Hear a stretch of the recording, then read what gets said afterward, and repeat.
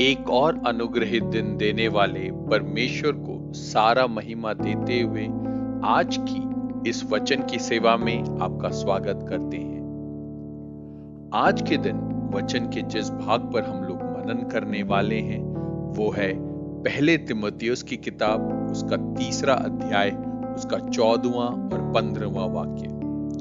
मैं तेरे पास जल्द आने की आशा रखने पर भी ये बातें तुझे इसलिए लिखता हूं कि यदि मेरे आने में देर हो तो तू जान ले कि परमेश्वर का घर जो जीवते परमेश्वर की कलीसिया है और जो सत्य का खंबा है और नेव है, उसमें कैसा बर्ताव करना चाहिए।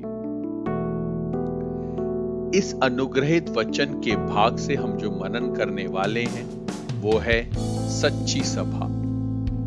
परमेश्वर के वचन के आधार पर सभा कोई इमारत या कोई समूह नहीं है। चर्च शब्द एक इक्लीशिया नाम के ग्रीक पद से निकलता है जिसका अर्थ है बुलाए गए लोग। इसको गहरे से समझे तो वो लोग जो प्रभु के लहू के द्वारा बुलाए गए हैं और उसके लिए अलग किए गए हैं, इसी को परमेश्वर की सभा कहा जाता है। जो किसी भी प्रकार के भेदभाव, वो जाति, वर्ग, भाषा या कहां से आए हैं, इनमें से कोई भी भेदभाव के बिना सिर्फ इसलिए इकट्ठे हुए कि वो मसीह के द्वारा बुलाए गए हैं, वो परमेश्वर की सभा है। हम इस बात को अच्छे से समझें और इसे अच्छे से स्वीकार भी कर लें। हो सकता है कि हमारे पास बहुत धन दौलत या शानो शौकत या घमंड करने की और चीजें ना हो, लेकिन अगर हम परमेश्वर की सभा के अंग हैं तो उस बात को लेकर हमें गर्व होना चाहिए और हमें ये जानना चाहिए कि ये पदवी जो उसने हमें दी है, परमेश्वर उसको ले चलने की हमें योग्यता देता है। तीमुथियुस नाम का एक व्यक्ति प्रेरित पौलुस की मिशनरी यात्रा में उसके साथ पौलुस की अगुवाई में रहा था।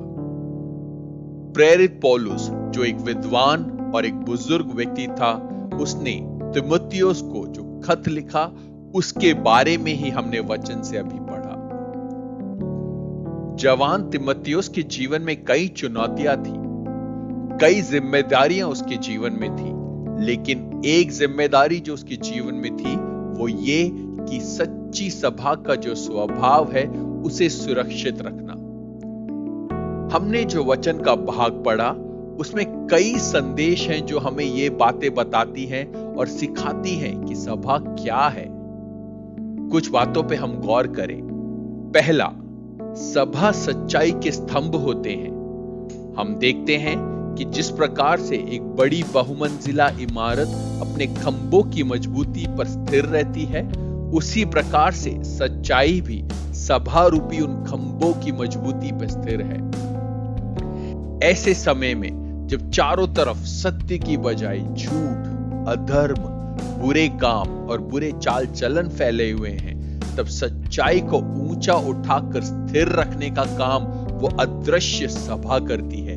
वो सच्चाई उस अदृश्य सभा रूपी स्तंभ पर स्थिर रहती है। इस बात को अगर हम और समझे तो हम में से हर कोई जो प्रभु में बुलाया गया है, हम उस सभा को स्थिर रखने वाले अदृश्य स्तंभ हैं। अगर हम इस बात को और समझें तो हम में से हर कोई जो प्रभु में बुलाया गया है उस स्तंभ के समान है जो अदृश्य होने के बावजूद सत्य को स्थिर खड़े रखा है।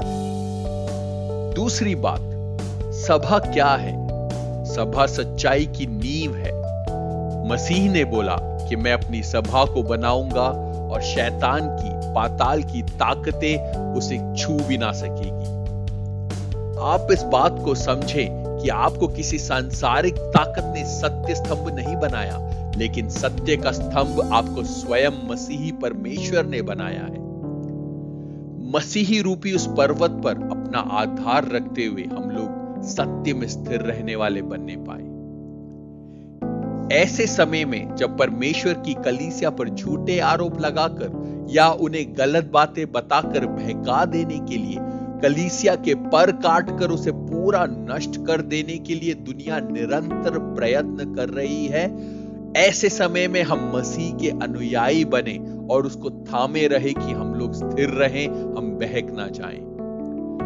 जब हम उस सत्य को पहचान लेते हैं तो मसीह हमें निश्चित रूप से स्थिर करता है और उसके खिलाफ जितनी योजनाएं हैं प्रभु उसे व्यर्थ कर देता है और उन तूफानों को परमेश्वर शांत कर देता है। तीसरी बात, सत्य सभा किसकी है? हमें बुलाकर अलग तो कर दिया, अब हमारा मालिक कौन है? वचन स्पष्ट रूप से कहता है कि सभा उस जीवते परमेश्वर की है। वे जीवित परमेश्वर ही सभा की नींव है और वही जीवता परमेश्वर सभा का मालिक है। मसीह यीशु के द्वारा इस संसार से अलग किए हुए मुझे सुनने वाले श्रोताओं, जिस प्रकार से एक गीत लिखने वाला गाता है, आप ये ना सोचे कि मेरा हालचाल पूछने वाला और मेरा ध्यान रखने वाला कोई नहीं, क्योंकि एक मां अपने बच्चे को भूल सकती है, परमेश्वर अपने भक्तों को कभी नहीं भूलता। जकरिया 2 अध्याय का 8वां वाक्य ऐसा कहता है, क्योंकि सेनाओं का यहोवा यूं कहता है, जो तुमको छूता है वो मेरी आंख की पुतली को छूता है। इसका अर्थ है कि जब हम सत्य सभा हैं, हम उस जीवते परमेश्वर के शरीर के अंग हैं। उसी प्रकार से, उसी विचार में अपने आप को प्रभु में हम समर्पित रखने पाए। इन दिनों में जब सारी मनुष्य के द्वारा बनाई गई चर्च की इमारतें बंद हैं, तब हम में मसीह वास करने पाए। हमारे जीवन को हम समर्पित करें कि हम परमेश्वर के मंदिर बन जाएं। उसके लिए हम अपने आप को पवित्र करने पाए। परमेश्वर आपको बहुतायत से आशीष दे। आपका दिन आशीष में ही रहे। जय मसीह की।